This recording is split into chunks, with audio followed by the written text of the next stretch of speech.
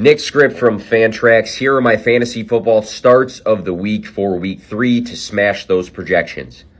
Kirk Cousins faces the Chargers, who have allowed the most passing yards per game at 333 and the second most fantasy points per game to quarterbacks. Ryan Tannehill threw for 246 and a touchdown last week, and in week 1, Tua Tagovailoa exploded against the Chargers for 466 passing yards and 3 touchdowns. Through 2 weeks, Kirk Cousins has thrown the second most passing attempts and is tied for first in passing touchdowns.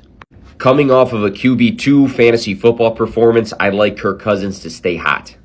CJ Stroud draws the Jacksonville Jaguars, who allow the 5th most fantasy points per game to quarterbacks this season so far.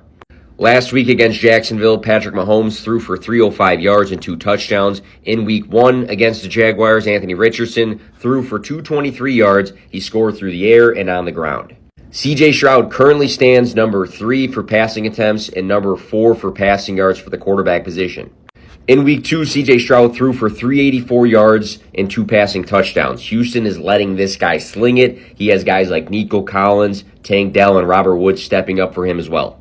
Kenneth Walker III faces the Carolina Panthers, who have allowed the 2nd most fantasy points per game to running backs and the 8th most rushing yards per game through 2 weeks. Against Carolina, Tony Jones Jr. scored 2 rushing touchdowns last week, and then Bijan Robinson combined with Tyler Algier in week 1 for 131 rushing yards and 2 touchdowns. Zach Charbonnet is not cutting into this guy's work, which we thought might have been a thing. Kenneth Walker III has logged 16-plus touches in his first 2 games. He rushed for 64 yards in week 1, and then in week 2, he scored 2 touchdowns. So big day incoming for Kenneth Walker III. Miles Sanders faces the Seahawks, who have allowed the 7th most fantasy points per game to running backs. David Montgomery rushed for 67 yards and a touchdown last week, and Kyron Williams combined with Cam Akers in week 1 for 3 touchdowns. Miles Sanders has yet to have a good fantasy week, but he's touched the ball 22 times and then 17 times in the first 2 games. I think he follows the touchdown trend for running backs against the Seahawks and has his first good fantasy outing in a Carolina Panthers uniform.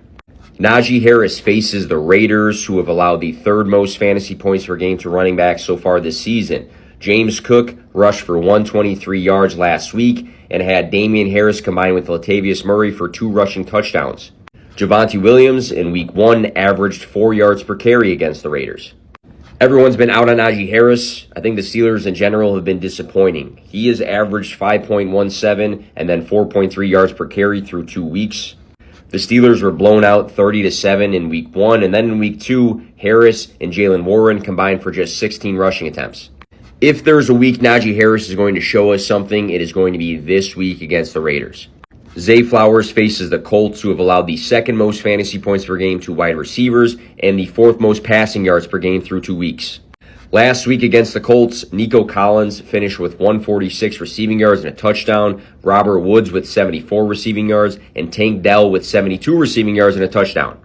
Week 1, Calvin Ridley against the Colts caught 8 passes for 101 receiving yards and a touchdown. Zay Flowers is leading Baltimore with 15 targets so far this season with double-digit fantasy scoring in back-to-back weeks. Flowers finished week 1 with 76 receiving yards, and then he averaged 15.5 yards per catch in week 2. Big game to come this week. In that same matchup, I like Michael Pittman Jr. against the Ravens, who have allowed the 6th most fantasy points per game this season to wide receivers. T. Higgins caught 8 passes for 89 yards and 2 touchdowns last week. In week 1, Nico Collins caught 6 passes for 80 yards against the Ravens. It's probably going to be Gardner Minshew this week, with Anthony Richardson still going through concussion protocol. Regardless of who the quarterback is, Michael Pittman Jr. is the focal point of this offense through the air. Pittman Jr. has had 23 targets through 2 weeks, which is 11 more than any other player on the roster and is 4th highest for wide receivers. So volume plus a good matchup here. Elijah Moore faces the Tennessee Titans, who were the most friendly fantasy football matchup for wide receivers last season. In 2023 so far, the Titans have allowed the 3rd most fantasy points per game to wide receivers and the 5th most passing yards per game. Elijah Moore so far this season has trailed Amari Cooper 16-17 when it comes to targets, and Amari Cooper's been a bit banged up.